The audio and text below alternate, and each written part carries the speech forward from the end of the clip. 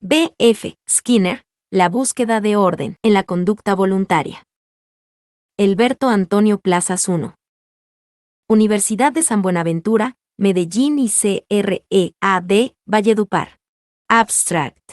Resumen: el presente escrito es un homenaje a la obra de B.F. Skinner al cumplirse un poco más de 100 años de su natalicio. La mayoría de textos de psicología en que él aparece mencionado se centran en sus hallazgos experimentales sin contextualizarlos en la posición epistemológica que los sustenta, generando una imagen deformada de sus ideas. En este escrito se pretende aclarar algunos de los aspectos de la obra de Skinner que son más malinterpretados, en particular su epistemología, su conducta científica y su posición frente a la conducta humana compleja, con el fin de fomentar una imagen más justa de su obra y de su ciencia. El análisis experimental del comportamiento. Palabras clave: Skinner Bergs Frederick, 1904 a 1990. Análisis experimental del comportamiento, epistemología, conductismo. Este artículo es producto de la Cátedra Abierta, B.F. Skinner, una reconsideración de su obra en conmemoración de 100 años de su natalicio, llevado a cabo el año pasado en la Universidad de San Buenaventura, CREAD Valledupar, como un homenaje a la memoria de este autor. Se ha basado en una búsqueda personal de la lógica que sustenta la obra de Skinner, la cual es un caso especial en la historia de la psicología y del conductismo en particular, y que generalmente ha sido mal comprendida. Como escribió Catania en 1984, de todos los psicólogos contemporáneos, B.F. Skinner es quizás el más glorificado y el más criticado, el más ampliamente reconocido y el más olvidado, el más citado y el más malinterpretado, citado por Valero, 1992, p. 183. Pienso que una pequeña parte de la dificultad para entender a Skinner se debe al hecho de que él generalmente caracterizó su obra desde aspectos negativos, es decir, indicando aquello que no era, más que afirmando lo que era. Este artículo pretende dar una caracterización positiva de su trabajo sin pretender poner el punto de vista final en la interpretación de él mismo. La obra de Skinner puede resumirse como una búsqueda, la búsqueda de orden en un fenómeno aparentemente aleatorio, indeterminado e impredecible, la llamada conducta voluntaria. Afortunadamente esta búsqueda llegó a buen puerto, dando origen a una nueva visión de la psicología, del hombre y de sus posibilidades tecnológicas con respecto a sí mismo. Sin embargo, la búsqueda no comenzó de la nada, sino que estuvo encauzada dentro de ciertos supuestos epistemológicos, algunos explícitos, otros no. Después de haber fracasado en su intento por hacerse escritor, hacia 1926 Skinner se hace conductista, con el interés de tratar de comprender la conducta humana, de la mano de los escritos de Jacques Loeb, Bertrand Russell, J. B. Watson, Pavlov, y trayendo de su adolescencia una primigenia influencia por parte de Francis Bacon. Estudia psicología en Harvard en 1928 y comienza su búsqueda allí. Fueron dos los autores que, pienso, ejercieron una influencia decisiva en su fundamentación epistemológica: Charles Darwin y Ernst Mach. De Darwin, Skinner hereda su determinismo ambiental, llegando a afirmar, en las últimas décadas, que el análisis experimental de la conducta es una rama de la biología 1974. De Mach toma tres conceptos claves: el valor biológico del conocimiento, el fenomenalismo y el análisis funcional. Veamos a continuación los supuestos epistemológicos que sustentan la obra de Skinner. Principios epistemológicos. Concepción biológica y pragmática del conocimiento y la ciencia. Para Skinner, la ciencia es la búsqueda de regularidades entre los fenómenos, es la búsqueda de un orden, de uniformidades, de relaciones válidas entre los hechos. 1977, p. 44. El orden es una hipótesis de trabajo que debe adoptarse desde el principio. 1977, p. 38. Sin embargo, la proposición de la existencia de regularidades en el mundo, antes que una premisa metafísica necesaria para hacer ciencia, es un principio de supervivencia. Si no pudiéramos encontrar una uniformidad en el mundo, nuestra conducta sería fortuita e ineficaz. 1977, p. 44. Por lo tanto, el conocimiento en general, y la ciencia en particular, cumplen con una función adaptativa y vital. Skinner se muestra contrario al ideal aristotélico de una búsqueda de conocimiento por amor a la sabiduría. A la ciencia no le interesa la contemplación. Cuando hemos descubierto las leyes que gobiernan una parte del mundo que nos concierne, y cuando las hemos organizado sistemáticamente, estamos preparados para tratar sistemáticamente esta parte del mundo, 1977, p. 45. Pero es un error afirmar que una búsqueda interesada del conocimiento, como la propone Skinner, niega la posibilidad de un conocimiento objetivo del mundo, porque, como Francis Bacon lo expresó, la naturaleza, para ser dominada debe ser obedecida, 1971, p. 211. El criterio de verdad skinneriano es pragmático, porque un conocimiento será más verdadero cuanto más nos permita una actuación eficaz en el mundo. Skinner rechaza la búsqueda de un ideal de verdad a través de la confrontación de hipótesis, como lo propone la epistemología racionalista de Paper 1994. 373. Fenomenalismo conductual. Kant había distinguido entre noumeno o cosa en sí, y fenómeno o las apariencias o accidentes de las cosas y había afirmado que el estudio del noumeno era algo imposible para las ciencias naturales. A finales del siglo XIX el físico y filósofo Ernst Mach consideró este hecho, y sentó las bases de una epistemología fenomenalista, donde la ciencia es el estudio de los fenómenos y sus relaciones y no de las esencias o cosas en sí. Paper, 1994. Mach llevó a cabo una crítica fuerte contra la física newtoniana por considerar que muchos de sus términos, como por ejemplo masa, fuerza, tiempo, espacio y distancias absolutas eran esencialistas y metafísicos. Mach, 1989, Mullans, 1982, Paper, 1994.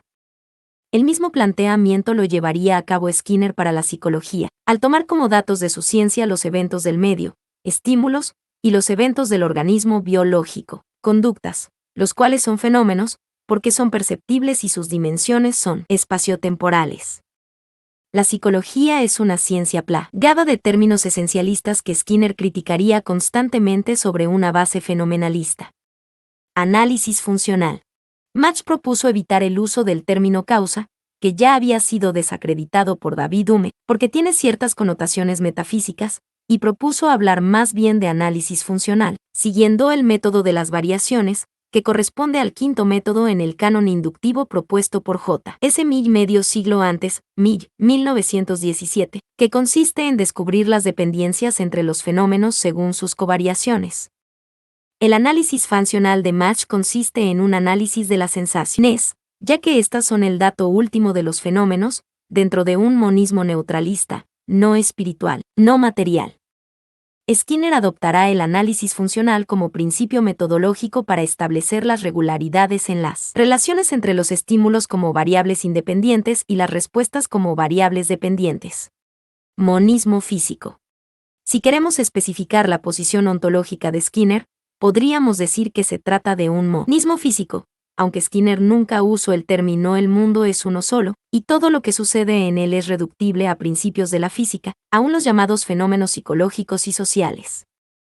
Fiel a su tradición conductista radical, Skinner rechaza cualquier forma de dualismo y en especial el mentalismo, porque el mundo de lo mental es metafísico, es decir, no responde a las leyes de la física. La psicología de Skinner no es mecanicista, como si lo era la psicología de Pavlov y Watson, básicamente porque las leyes funcionales del condicionamiento operante no son reductibles a los principios de la mecánica o el movimiento y porque en el condicionamiento operante los estímulos antecedentes no producen la respuesta. Pero, contrario a lo que muchos creen, Skinner tampoco es materialista. Al respecto él dice, es quizá demasiado simple parafrasear la alternativa conductista diciendo que, en realidad, solo hay un mundo y que es el mundo de la materia. Pues la palabra materia deja entonces de ser útil. Skinner, 1979, p. 225. De todas maneras, para una postura fenomenalista, el materialismo es una premisa esencialista y metafísica. El monismo físico de Skinner no dice de qué está hecho el mundo, solo que hemos podido comprenderlo y actuar más eficazmente sobre él gracias a los principios de la física, los cuales se han obtenido siguiendo la misma lógica con que se han obtenido los principios del condicionamiento operante, hallando regularidades entre los eventos del mundo. Determinismo ambiental. Es difícil decir si el determinismo ambiental en Skinner es una hipótesis de trabajo, el resultado de sus investigaciones o ambas cosas. El hecho es que para Skinner toda conducta está determinada por contingencias ambientales, sean estas filogenéticas u ontogenéticas. Por lo tanto, En el análisis experimental de la conducta, los eventos del ambiente son siempre variable independiente de la conducta. Skinner, 1977, 1968. El determinismo ambiental es la premisa que salva a Skinner de caer en el solipsismo intrínseco del análisis de las sensaciones de Mach, porque la misma conducta del científico no comienza en él, sino que también está determinada por el ambiente en el que el científico se ha desarrollado. Por otra parte, el ambientalismo conducirá a Skinner a negar la autonomía del ser humano 1971, entendida como cualquier acción voluntariosa, caprichosa o indeterminada a partir del individuo. Epistemología empírica y objetiva. La solución ambiental es la clave para que la epistemología skinneriana se mantenga dentro de los límites del objetivismo, y probablemente se constituya en la única verdadera epistemología objetiva del siglo XX junto a la de J. R. Cantor. Al respecto dice, en vez de concluir que el hombre solo puede conocer sus experiencias subjetivas, que está limitado para siempre a su mundo privado y que el mundo exterior es solo una construcción. Una teoría conductual del conocimiento indica que es el mundo privado el que, si no es completamente inconocible, por lo menos conocerlo bien es poco probable. 1979, p. 209. Yendo en contravía de la tradición occidental, Skinner afirma que antes de que el conocimiento provenga desde dentro de la persona, aprendemos a conocer el mundo exterior y con base en dicho conocimiento, conocemos nuestro propio mundo privado. Más adelante hablaré de la posición de Skinner acerca del mundo privado. Además, el conocimiento del mundo exterior es mucho más preciso que el del mundo privado, porque este último está determinado por un control imperfecto de las contingencias por parte de la comunidad. Verbal 1979. Para Skinner conocer, es simplemente estar en contacto con 1975 y p. 129. Por otra parte, dentro de la epistemología skinneriana la distinción sujeto-objeto se diluye, ya que hasta el mismo conocimiento subjetivo es tan objetivo como cualquier fenómeno del mundo exterior. El conocimiento es subjetivo en el sentido trivial en que es el comportamiento de un sujeto, es individual, pero el ambiente, pasado o presente, que determina el comportamiento se encuentra fuera de la persona que se comporta. 1971, p. 135.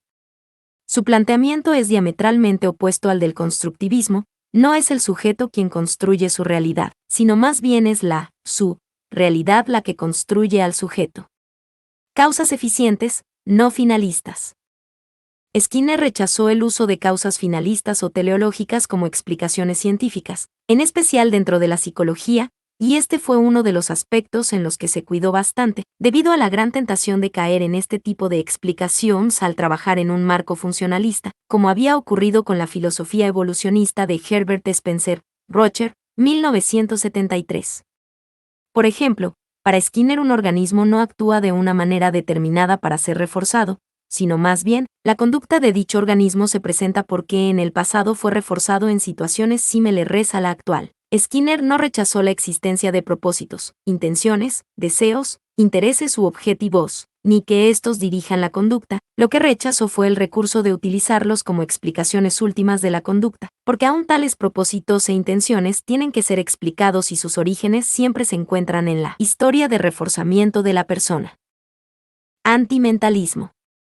Skinner rechaza el uso de conceptos internalistas o mentalistas para explicar la conducta humana. Conceptos tales como alma, espíritu, conciencia, mente, ideas, representación, procesador de información o cualquier otro tipo de homúnculo, 1979, 1971, sobre la base de 3 argumentos. 1. Argumento ontológico. Dichos términos hablan de cosas con naturaleza metafísica, y por lo tanto no hacen parte de la naturaleza en sí. 2. Argumento metodológico. Generalmente se recurre a usar estos términos para explicar la conducta y dejar de indagar, pero dichos términos también deben ser explicados, y generalmente cuando se les da una explicación se vuelve a recurrir al ambiente. 1975F, 1977, 1979C, 1971. 3. Argumento práctico. Dichos términos no son de utilidad para la modificación práctica de la conducta de otros porque no son directamente manipulables. Nosotros cambiamos la conducta de otros estimulándolos con nuestra conducta, pero no entrando en ellos para modificar su homúnculo. 1977, 1971. 375. contra el reduccionismo neurofisiológico. También Skinner se opone a las explicaciones de la conducta humana que recurren al sistema nervioso. Su principal crítica es hacia la forma lógica como se han construido las teorías neurofisiológicas, las cuales han partido de observaciones de la conducta para inferir procesos neurológicos, en la mayoría de los casos, no de observaciones directas del sistema nervioso. Es este el caso de las leyes de la sinapsis de Sherrington, quien las infirió de las leyes del reflejo, Skinner, 1975d. Para Skinner, la tendencia a acudir a las explicaciones fisiológicas es una forma exagerada de materialismo, porque busca explicaciones a los fenómenos en aquello que tenga una base material, que en el caso de la conducta, será el mismo sistema nervioso. De todas maneras, aún el sistema nervioso es efecto del medio ambiente, si el sistema nervioso, o, mejor dicho, todo el organismo, es resultado de la evolución de las especies, y de lo que le ha ocurrido al individuo durante su vida, y si lo que hace el organismo es producto de los procesos actuales en el sistema nervioso, mejor dicho, el organismo completo, entonces lo que hace el organismo es consecuencia de la selección natural y de lo que le ha acontecido al individuo, y ese es el tema de la etología y del análisis conductual experimental, 1991, p. 170. El condicionamiento operante. La búsqueda de orden, el descubrimiento del condicionamiento operante no fue algo preconcebido, sino más bien estuvo influenciado por una serie de hechos accidentales.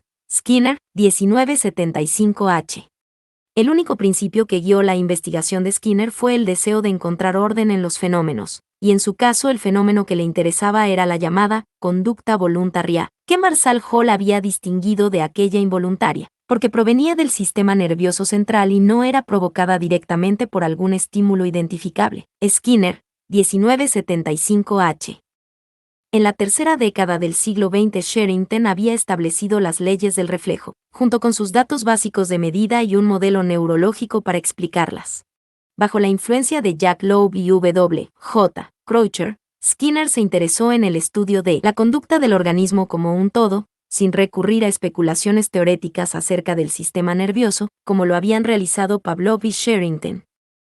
En su tesis doctoral de 1931, siguiendo el método histórico crítico que Mach había utilizado en su The Science of Mechanics 1989, Skinner mostró que las leyes del reflejo de Sherrington eran en el fondo reglas de covariación entre estímulos y respuestas y que el modelo fisiológico sobre el que se sustentaba era innecesario. En este escrito Skinner da una nueva definición fenomenalista y funcional al reflejo. Se define el reflejo como una correlación observada de dos hechos, un estímulo y una respuesta. 1975. p. 499. La ambición de Skinner entonces era hallar el mismo tipo de reglas para conductas voluntarias o que implicaban el sistema esquelético-muscular y por consiguiente, al organismo como un todo. Sus primeros estudios fueron acerca de la adaptación de ratas a ruidos dentro de una caja insonorizada, siguiendo la regla de Pavlov de controlar todas las variables. Después de no obtener nada significativo con esto, se dedicó a estudiar los reflejos postulares de crías de ratas, registrando los movimientos con un quimiógrafo. Por fin estaba estudiando al organismo como un todo. Luego registró el impulso de salto y las detenciones de las ratas al pasar por una pista. Le añadió una pista de regreso y comenzó a encontrar cierto orden en los registros de paradas en el sitio de comida. Después simplificó su pista y enrolló un hilo al eje central del proveedor de comida, de manera que tal como la rata se alimentaba, después de completar su vuelta, el hilo se desenrollaba e iba desarrollando una curva acumulativa en el quimiógrafo. Las curvas en los registros acumulativos se convirtieron en un método de representación de las variaciones en la tasa de respuesta lo suficientemente sensible para los propósitos que Skinner buscaba. Para simplificar más las cosas, eliminó la pista y colocó una palanca constituyendo lo que hoy se llama, gracias a Clark Hughes, caja de Skinner. De esta manera la tasa de respuesta se convertiría en el dato básico de su ciencia. Las presiones en la palanca implicaban refresamiento continuo, sin embargo un día el aparato se dañó, y paradójicamente Skinner se encontró con curvas de extinción uniformes. Este era el tipo de regularidad que él estaba buscando. Tiempo después se quedó sin suficiente suministro de comida para un fin de semana y tuvo que programar su aparato para que otorgara refuerzo no después de cada respuesta sino después de cada minuto, encontrando después que las curvas habían cambiado. Así comenzó el estudio de los programas de reforzamiento. Skinner, 1975.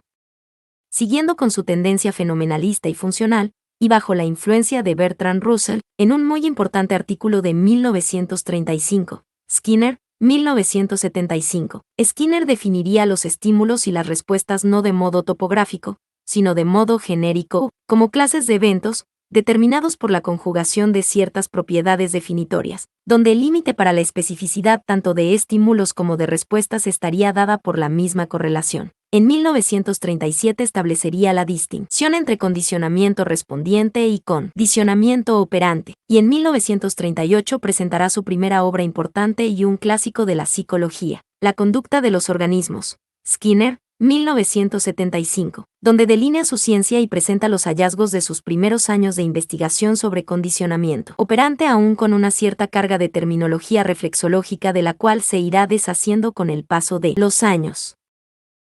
La conducta científica de Skinner. Skinner afirmó: jamás me enfrenté con un problema que fuera más allá del problema eterno de encontrar el orden. Jamás abordé un problema a través de la elaboración de una hipótesis. Jamás deduje teoremas ni los sometí a prueba experimental.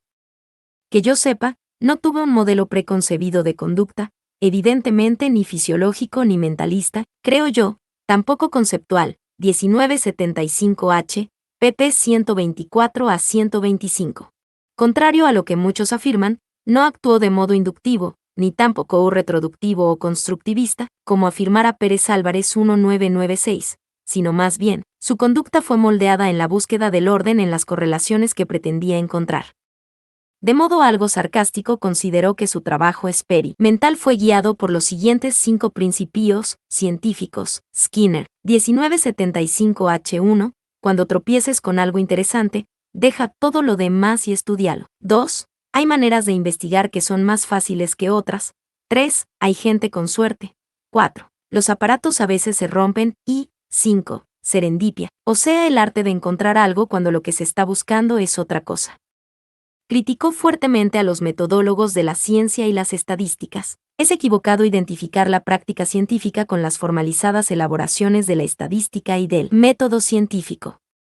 Estas disciplinas tienen un puesto determinado, que no coincide con el que ocupa la investigación científica. Ofrecen un método científico, pero no, como suele suponerse, el método. Como disciplinas formales hicieron aparición muy tarde en la historia de la ciencia, y la mayor parte de hechos científicos se descubrieron sin su ayuda. 1975H, p. 112.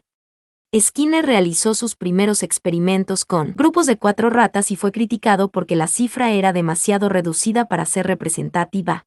Después de la conducta de los organismos pasó a la Universidad de Minnesota y bajo la influencia de W.T. Heron comenzó a llevar a cabo experimentos con grupos de hasta 95 ratas, pero se encontró con que la rigurosidad del diseño no le permitía modificar a su antojo el proceso experimental, y que las curvas promedio de un grupo de ratas no le ayudaban a explicar el caso de una rata en particular. Por lo tanto, decide volver al estudio intensivo de casos particulares, afinando las técnicas experimentales para hallar curvas uniformes en un mismo sujeto y que fuesen replicables en unos pocos sujetos más. Skinner, 1975H. Por lo tanto, la estadística era inferior e innecesaria para sus propósitos de control y predicción de la conducta. En 1950 Skinner se pregunta, ¿son necesarias las teorías del aprendizaje? Entendiendo por teoría cualquier explicación de un hecho observado, que apela a eventos que tienen lugar en alguna otra parte, en algún otro nivel de observación, que se describen en términos diferentes y que son medidos, si es que lo son, en dimensiones diferentes. 1975, p. 77. Hacía referencia a las variables intervinientes del sistema de Toulmin y al sistema hipotético deductivo de Hughes, así como a cualquier otra teoría mentalista o neurológica. Su respuesta fue negativa, y en adelante se le consideró ateórico, así como en el pasado lo había sido Ernst Mach al rechazar la teoría atómica a finales del siglo XIX. Obviamente hay una distancia grande entre postular objetos inobservables pero físicos, como las partículas atómicas y subatómicas, a postular procesos mentales de naturaleza no física, como los cognoscitivos. De todas maneras, aún la teoría atómica ha fracasado en encontrar el fundamento último de la materia. Sin embargo, buena parte de la obra no experimental de Skinner la constituye en un gran conjunto de escritos, de carácter especulativo, donde intenta ampliar los horizontes de sus hallazgos a una gran cantidad, sino la totalidad, de fenómenos y problemas de la conducta humana, esta vez sí utilizando el método inductivo. Skinner, 1970, 1971, 1977, 1981.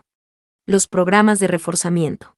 Skinner consideró que su investigación sobre los programas de reforzamiento constituía el principal aporte de su obra. El gran descubrimiento del condicionamiento operante es que la conducta de un organismo cualquiera cae bajo el control de ciertos estímulos debido a sus consecuencias, y los programas de reforzamiento establecían las diferentes relaciones temporales en que podía darse dicho control. A través de ellos Skinner pudo dar cuenta de una gran cantidad de fenómenos, en particular del comportamiento humano, que caían dentro de lo que se denominaba conducta voluntaria, y se creían indeterminados.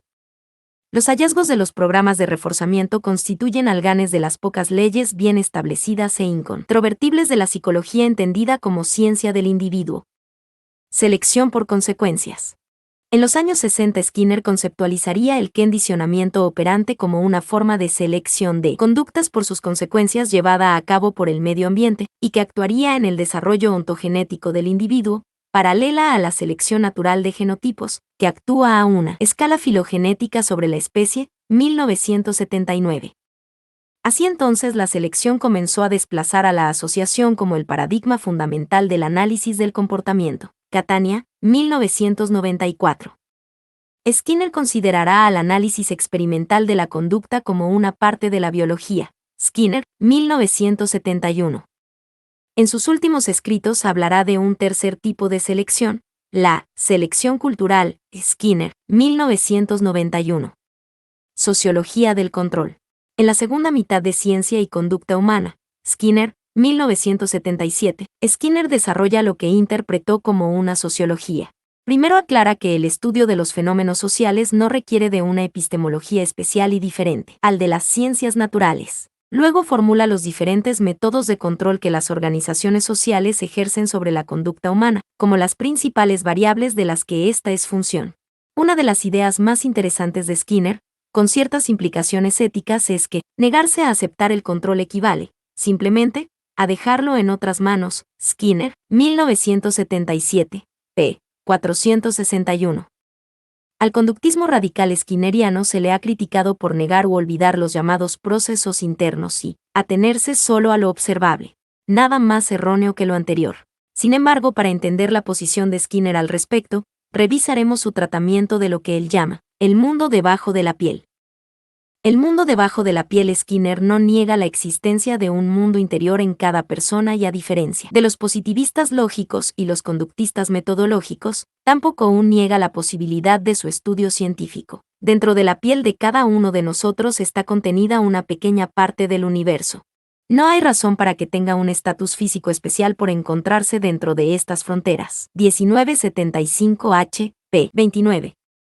Lo que niega es que dicho mundo interior tenga un estatus ontológico diferente que el mundo exterior. Recordemos el monismo físico del que se habló antes. Como parte del ambiente, respondemos a nuestro propio cuerpo con tres sistemas nerviosos: el interoceptivo, el propioceptivo y el esteroceptivo. Lo único que diferencia a este mundo interno del externo es que solo una persona puede responder a este. Es privado. Todo aquello que llamamos sentimientos y emociones no son más que cambios en nuestro cuerpo, que puede que predispongan la conducta de cierta manera, pero no la explican porque estos mismos son producto de cambios en el ambiente. Contra la teoría de la copia. Como conductista radical, Skinner atacó hasta el cansancio lo que denominó la teoría de la copia. Skinner, 1979, o la creencia de que guardamos en nuestra mente copias o representaciones de las cosas del mundo, las cuales constituyen los contenidos de nuestra mente o conciencia.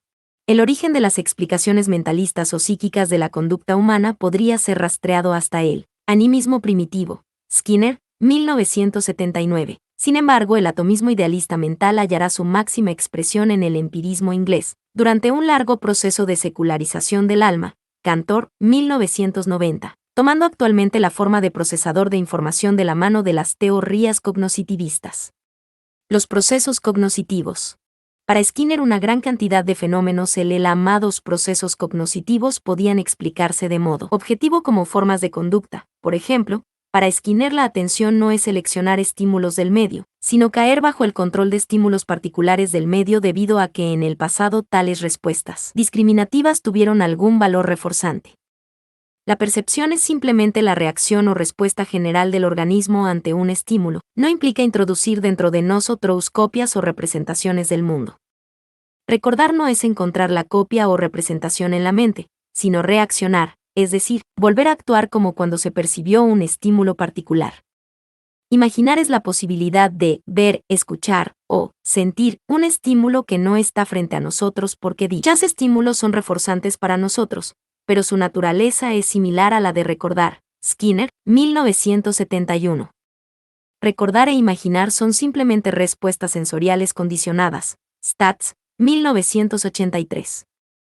Skinner consideraba todos estos tipos de conducta compartidas con otros animales.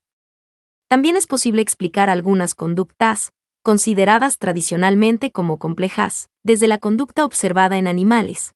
Por ejemplo, tomar decisiones es actuar en situaciones donde existe una oscilación entre respuestas incompatibles en competencia ante una situación estimular conflictiva. Skinner, 1977. Solucionar un problema consiste en manipular las variables existentes para que aparezca una respuesta que reduzca un estado de privación o la evasión de estimulación aversiva. Por otra parte, el autocontrol es la emisión de conductas que aumenten o disminuyan la probabilidad de que se produzcan otras respuestas, y la creatividad u originalidad de una acción es producto de una historia específica que refuerce o no la novedad, pero no tiene nada que ver con acción espontánea. Conducta verbal en la conducta de los organismos. Skinner, 1975d. Skinner afirmó que para él lo único que diferenciaba al ser humano del resto de animales era la conducta verbal. Le llevó 23 años escribir Conducta verbal, Skinner, 1981, y probablemente sea la obra más importante de Skinner pero a la vez la menos entendida. Las palabras no son las expresiones de las ideas sino conducta operante que se presenta ante un evento dado de acuerdo a una historia de reforzamiento específica. La conducta verbal es la conducta operante mediada por otros, y en su libro realiza un análisis funcional del uso del lenguaje, estudiando la interacción entre el hablante y el oyente. La conducta verbal depende de una comunidad verbal que nos la proporciona. Realiza una taxonomía de las clases funcionales de conducta verbal identificando el tacto, el mando, los autocríticos, la conducta ecoica, la textual y la intraverbal. También explica la adquisición de la gramática y formas complejas de conducta verbal como el pensamiento lógico y científico. 379. El pensamiento. Siguiendo la tradición establecida anteriormente por Watson 1972, el pensamiento se refiere a cadines de conducta verbal encubiertas, que son reforzadas porque el hablante es su mismo oyente. Skinner, 1981, simplemente son de una intensidad tan baja que solo la persona misma puede responder a ellas. Primero se aprende la conducta verbal y luego se aprende a modular su intensidad. Por eso no es el pensamiento el origen del lenguaje, sino más bien al contrario. Es posteriormente que se aprende a pensar antes de hablar, como forma de autocontrol. Aquí podemos encontrar importantes puntos de encuentro con el determinismo histórico-cultural de Vygotsky 1972. La conciencia y el yo. El tacto es aquella conducta verbal que tiene una función referencial en el episodio verbal, y según Skinner está al servicio del oyente porque aumenta la posibilidad de acción de éste. Aprendemos a tactar el mundo con respuestas vocales discriminativas, pero más adelante también aprendemos a tactarnos a nosotros mismos, tanto los cambios en nuestro cuerpo, sentimientos y emociones, como nuestras disposiciones de respuesta, intenciones, entre otras. En su artículo de 1945 El análisis operacional de los términos psicológicos, Skinner, 1975e, encara por primera vez el problema de cómo la comunidad verbal genera conductas autodescriptivas de eventos internos que no controla. Al respecto, Skinner describe 4 vías. Adquirimos así un repertorio autodescriptivo que es la base del conocimiento de nosotros mismos. Todas las especies, excepto el hombre, se campetan sin saber que lo hacen, y posiblemente esto sucedió también con el hombre hasta que llegó la comunidad verbal a preguntar acerca del comportamiento y a generar así el comportamiento autodescriptivo. El autoconocimiento tiene origen social, y es útil primero a la comunidad que hace las preguntas. Más tarde se torna importante para la persona misma, por ejemplo, cuando se administra o controla a sí misma. 1975b, p. 156.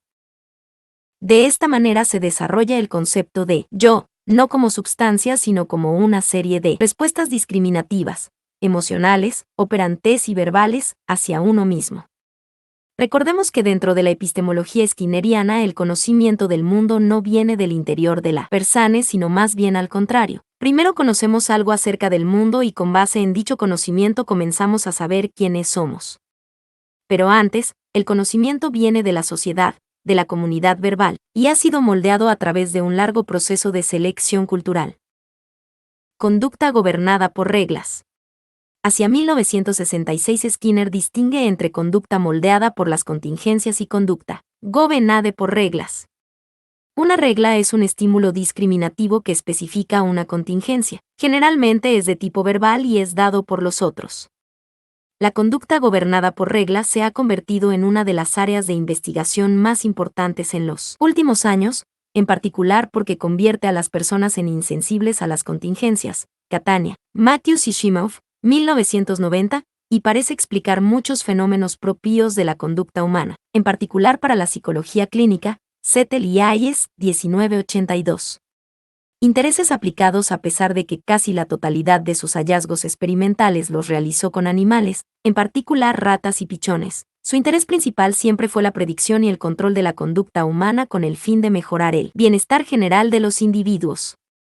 Dos fueron los principales intereses aplicados de su ciencia: el diseño de culturas y la educación.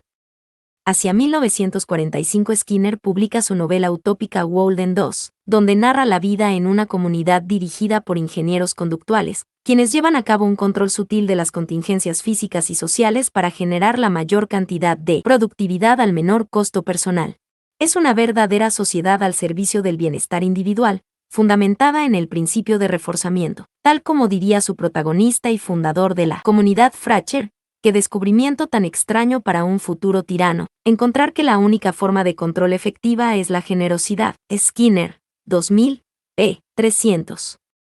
En adelante escribiría una gran cantidad de artículos acerca de la posibilidad y deseabilidad del diseño cultural. También Skinner se interesó por la educación, específicamente le molestaba que, habiendo tantos niños en clase, el maestro no podía atender adecuadamente a cada uno, b. que los niños trabajan especialmente para evitar eventos desagradables y c. que muchas conductas que deberían ser reforzadas no lo eran porque los reforzadores tardaban demasiado, como en el caso de las tareas.